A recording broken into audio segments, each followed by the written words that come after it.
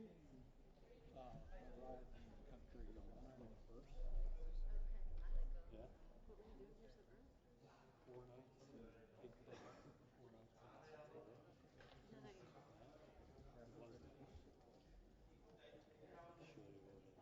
That's so much better than doing it afterwards. Yeah. So burnt out afterwards. Just get too tired. Look at this one. Did you go to Kruger? No, I went to a private reserve not far from Kruger. That's how close I was to it. They're just animals everywhere. How? That's so cool. They were just like this one I could have reached out and touched. That's a bull. That's a bull. There's the cow. There's a bull.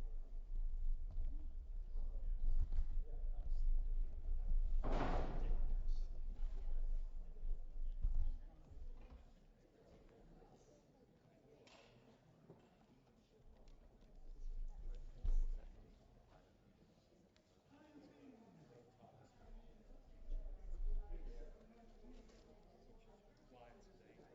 It doesn't kill him as other snakes because it tends to.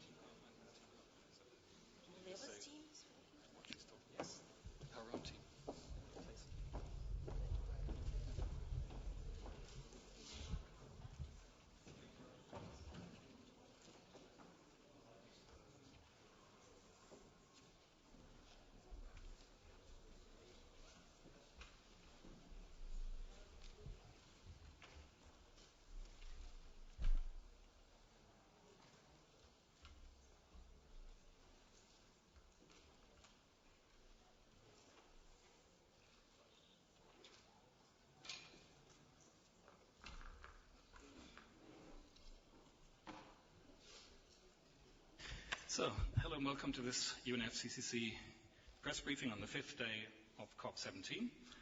This is our third briefing. We'll be giving another one on the Monday at the same time.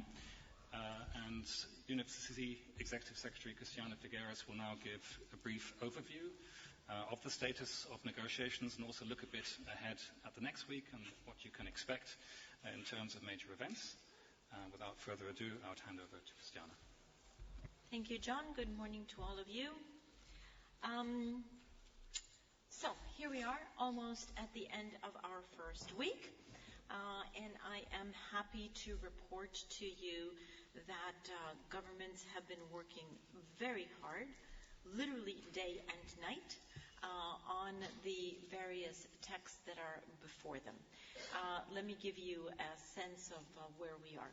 Tomorrow, which is Saturday, is the closing of 2 of the 6 bodies that are meeting here. I believe I warned you that we have 6 bodies meeting at the same time, and tomorrow the 2 subsidiary bodies close. We expect them to close with good progress on almost all of the issues. There may be some that remain open, but the very concrete, very good news there is that we will see very good progress on a package of issues that have to do with adaptation. One of the issues that is very near and dear not only to developing countries in general, but certainly to the African region. So under the SUBSTA, we will see good decision on national adaptation plans, hopefully a work program agreed under loss and damage, and the continuation and new mandate for the Nairobi work program. Those are 3 issues that you can tune your ears for tomorrow because there are 3 very important components of the adaptation package that Durban will move forward with on adaptation. Secondly, The other bodies that are in session, which are the two ad hoc working groups, do not close tomorrow because they're not meant to close tomorrow. They're meant to work as long as is needed. However, under one of those, under the ad hoc working group for long-term cooperative action, the LCA, the chair has announced that he will bring to parties a first very rough draft of what we hope will become a negotiating text for next week for ministers. Now, I would like to warn you that the text that will appear tomorrow morning is not a perfect text. It is not a complete text. It is the very first draft of a text to give governments a little homework to do over the weekend so that they can sit down and read all this text. And it gives them a very good sense of what the package may look like for next week, because it is the first time that governments will actually be able to read through in a sequential fashion all of the chapters of the intended decision for next week. So if you don't have many other wonderful things to do, like enjoy the beaches at Durban, you could also sit down and read at least 100 pages of text over the weekend, and then come with your concrete questions for next week. That, I should say, will include, just to give you a flavor, that will already include the work that has been done on the technology mechanism. It'll include the work done on the adaptation committee, and in fact almost all of the issues under LCA. Thirdly, under the ad hoc working group on the Kyoto Protocol, also very good work being done this week. As you know, it is one of the key decisions and centers of discussion for Durban. And what has been happening this week is further clarification of the how, if I may say, of the how of a second commitment period. So we know that the European Union has offered to consider a second commitment period, and that is now being very seriously considered, because they have said we will consider it under certain conditions. So what governments have been doing this week is exploring what those conditions are, how that would come into place, and they're getting clarifications of what the options on the table are, both under the KP as well as under the LCA. The objective for tomorrow, and certainly over the weekend and Monday, in preparation for the arrival of ministers on Tuesday, is for governments to take all of the options on the table and try to converge on a limited number of options, because what they do not want to do is present ministers with so many options that they would not be able to see their way through. So they would like to bring down the number of options, converge on a limited number of realistic options, and then be able to forward all of that work to ministers for who will arrive in between Monday and Tuesday, in time for the high-level segment that will start on Tuesday at 3 o'clock in plenary 1. Finally, I also wanted to give you a sense of what the presidency has been doing this week. The presidency has called 2 Indaba meetings, a very wonderful Zulu word that we are learning and becoming quite familiar with. We have been told by the South African presidency that the Indaba concept is a concept in which the elders of the community are brought together to share their wisdom with each other, in particular when there is a divergence of view, and the purpose of the Indaba is actually to listen very carefully to each other to finally come up with collective wisdom that takes everyone forward. In that very inspiring spirit, the presidency has called 2 Indabas, and I'm sure will continue to call for Indabas throughout today, throughout the weekend, and next week. Why don't I leave it there? Anything else that I should say, John? Maybe the ministers, head of state and government. Ministers and heads of state will be arriving somewhere between Monday and Tuesday for the high-level segment that starts on, as I said, on Tuesday at 3 o'clock.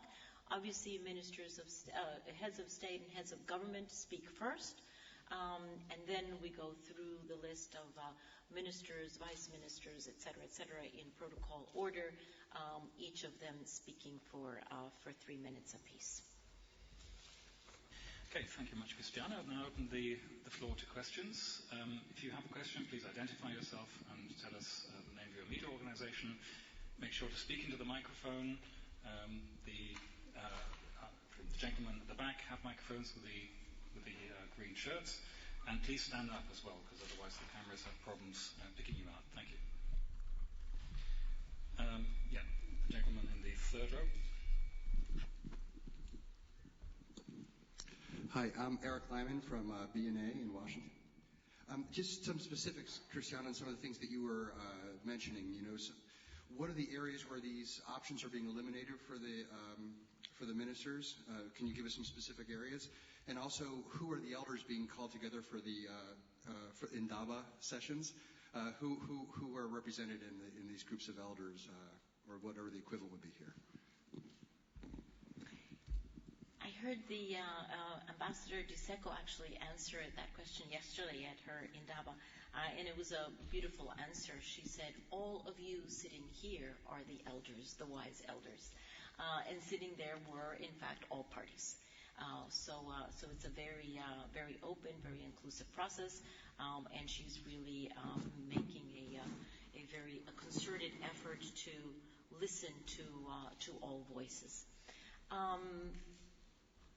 On the options, actually, it doesn't matter which example I use, because it is actually just the modus operandi that they're using for everything. They're really trying to narrow down options on everything. No matter which issue you choose, they're narrowing the options under the Kyoto Protocol. They're narrowing options under the Standing Committee, on everything. The wonderful thing about negotiations is that you start with everybody's best opinion and everybody's best sense of what could come. And of course, when you have almost 200 parties in the room, sometimes you end up with 350 opinions, although there are only 200 parties in the room. But the wonderful thing about negotiations is that then through the process of consultation in regional groups and interest groups, then you begin to converge all of that and bring less and less options to the table. So in fact, Eric, they're doing that process, which is exactly the process they ought to be doing with everything across the board. So, next question. Well, there's a gentleman right at the back. Are you a journalist? You're raising your hand. Okay. Your name is Michael Wambi from Uganda. From the African group, we are hearing calls to have funding to agriculture as part of the whole negotiations here. What is your take on that? And did you say to have funding? Yes, to agriculture. Should be part of the deal in Durban. There's two parts to that. One is the Fast Start fund, Fast Start finance, and the other is the long-term finance.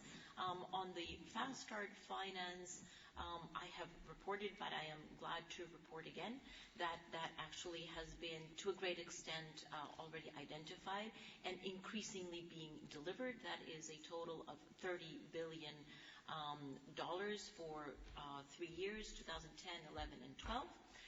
The Secretariat has put up for your consideration and your study a website that shows all of the funding, both where it's coming from each country, as well as where it is being allocated. And one of the very wonderful features of that website is an interactive map. So you can go to that website, you can go to the continent of Africa, which is the one that you've just mentioned, and you can click, in fact, on every of the African countries that have received Fast Start finance, and you will be led to the information of exactly what project has been financed with Fast Start finance. Now, that was just the first package, and let's say to prime the pump.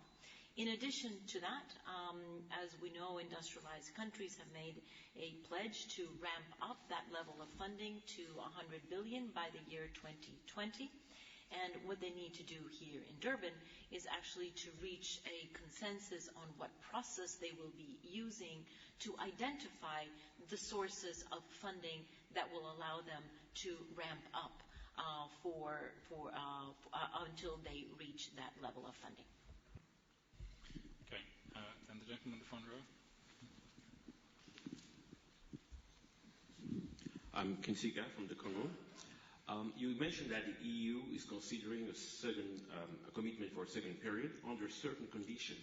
Do we have an indication of what type of conditions are we talking about here? Now you're really testing my memory. Because there are 7 conditions, I'm not sure that I can actually have them in my head. But let me tell you a couple of them. They would like a clarity on a process that is going to lead us to a broader mitigation framework.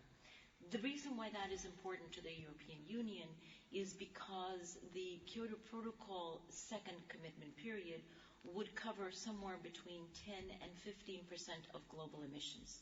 And the European Union argues that that is not enough, that a second commitment period of the Kyoto Protocol is absolutely critical and essential for Durban. And I would really like to emphasize that, because it was reported to me that someone said that I had said that we're not getting a second commitment period out of Durban. And so I would very much like to be very clear that the conversation is that the second commitment period that is being offered by the European Union, they deem it to be critical, essential, but not enough. Because they argue that doesn't cover the majority of the emissions, of global emissions. So they would like to have clarity on a process. In fact, I believe they call it a roadmap, the European roadmap, as to what the process is going to be toward a broader mitigation framework. They would also like to have a specific timeline attached to that. So they don't necessarily want countries to say, okay, yes, we agree that we're walking down this path, but they would like that path to be very clearly marked with time mileposts, so that they can have the security that is going to be done. They have also said that they would like that broader mitigation framework to be accompanied by new market mechanisms, and that is something that is still rather vague, because parties have different ideas of what those new mechanisms are. But in any event, the European Union has been clear that they would like access and, in fact, the creation of new market mechanisms to support a much, much more ambitious mitigation level that they are expecting from all countries. So the lady in the third row, she was next. Can you just raise your hand so it's clear? Yes, you're standing up. Thank you. Thanks. Hi, Lisa Friedman from Climate Wire. Can you talk a little bit about the post-2012, between 2012 2020 money? I understand that developing countries are hoping to see some kind of clarity on where money will come from and how much that will be ramped up in those middle years.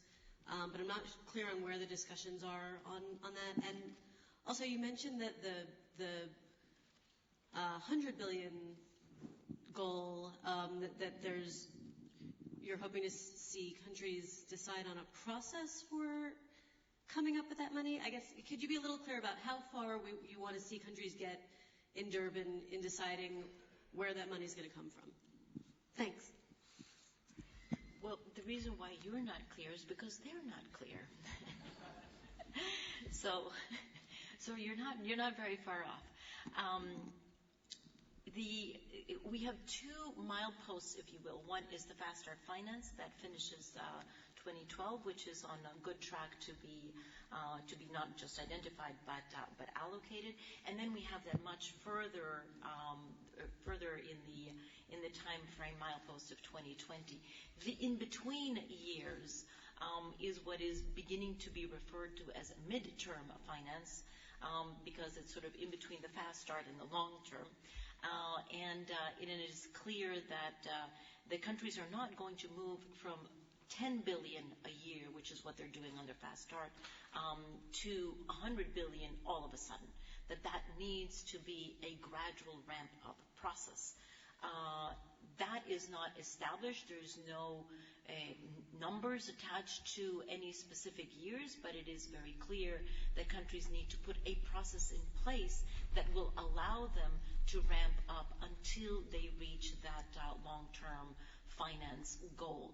So what should come out of Durban is the clarity on what that process is going to be, because those funds are going to have to be a combination of various sources. Last year, the Secretary General put together a high-level finance panel to look precisely at this question. And the results of the panel they looked at many, many different sources, and they came up with two very concrete conclusions. The first is that there's no one single source that is going to be able to be tapped to get the 100 billion per year, that it's going to have to be a combination of sources, and in fact a combination of traditional and innovative sources. And the second conclusion of that panel is that it's going to be challenging but possible if the sources and the financial instruments are combined. So that already shows you that this is not a simple path to be walked down, but that countries are, I'm hoping, going to put a process in place that will allow them to be able to identify that ramp up. So we're also taking questions from Twitter, from tweets which are sent to the C. Figueres account. And we have a question via Twitter. Dawn, it's just coming up.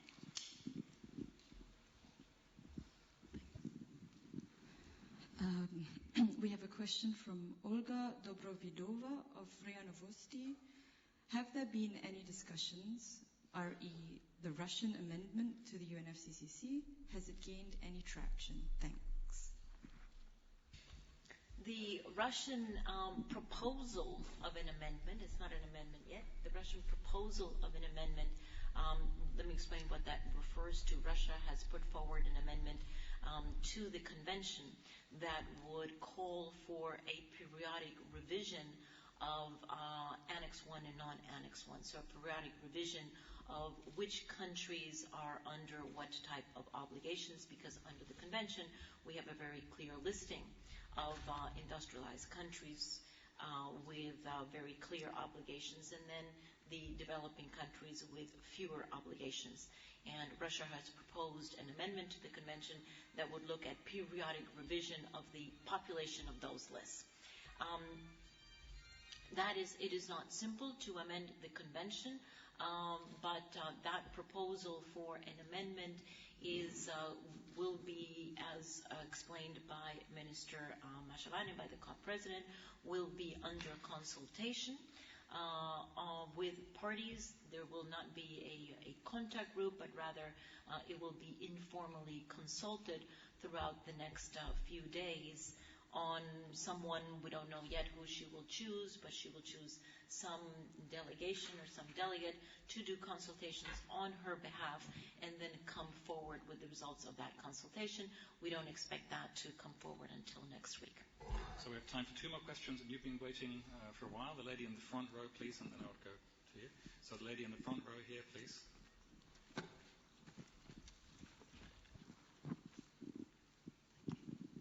Elaine Mills from Argus Media in London. I was just wondering, so these 7 conditions that the EU have set, are they close to being met for a second commitment period for the Kyoto, under the Kyoto? And who are the likely signatories to be apart from the EU? And the other question is with regards to the LCA track, and the draft text you mentioned. I understand that AOSIS and the LDCs have put forward a draft proposal. How, well, a draft text for an agreement under the LDC track. I was just wondering how big a part their proposal will form of the document to be tabled on Saturday. And the last question is, of the 5 big emitters or economies, which heads of state are expected next week? Thank you very much.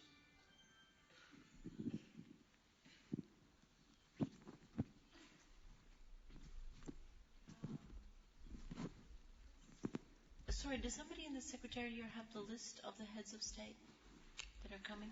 We have 12 heads of state coming and 130 ministers, but let me see which heads of state. Gracias, Hernani. EU, those conditions are put forward by the EU. Thank you very much.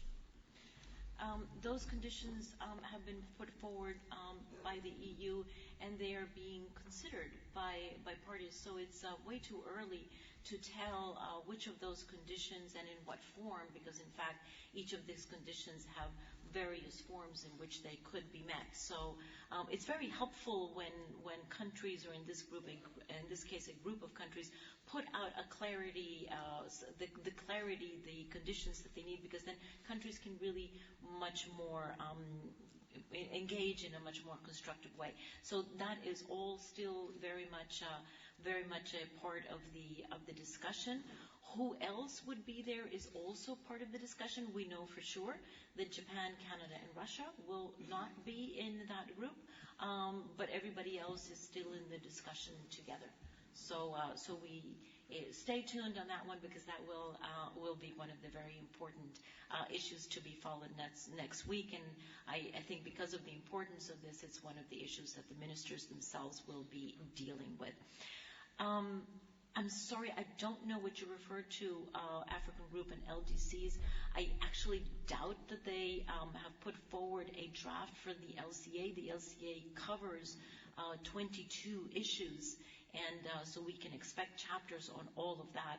And the draft being put forward by the chair tomorrow is the result of a whole year of negotiation of all countries. Maybe you're referring to a draft text that they've put forward for a specific issue, but I don't think that they're putting forward for the whole LCA. But maybe we can see what you meant by that. And heads of state, do you want to read out the list? Well, it's actually freely available at the documents counter and also on the website. So it's the daily program or the addendum to the daily program. They're all listed there. Can you really? Yeah. Okay. So the Federal Democratic Republic of Ethiopia, Gabon, Nauru, Republic of Congo, Honduras, Senegal, Central African Republic, Samoa, Monaco, Fiji. But there must be some others hidden away, which I can't immediately identify, because we do know that there are a total of 12. But those are the ones who are, at this point in time, listed in the daily program. And we have about 130 or more than 130 ministers arriving. These are the notifications we know of. There may be a few more arriving, but they're all listed in the daily program. So I think that's all we have time for today. Thank you very much for coming, and see you Monday at 1:15.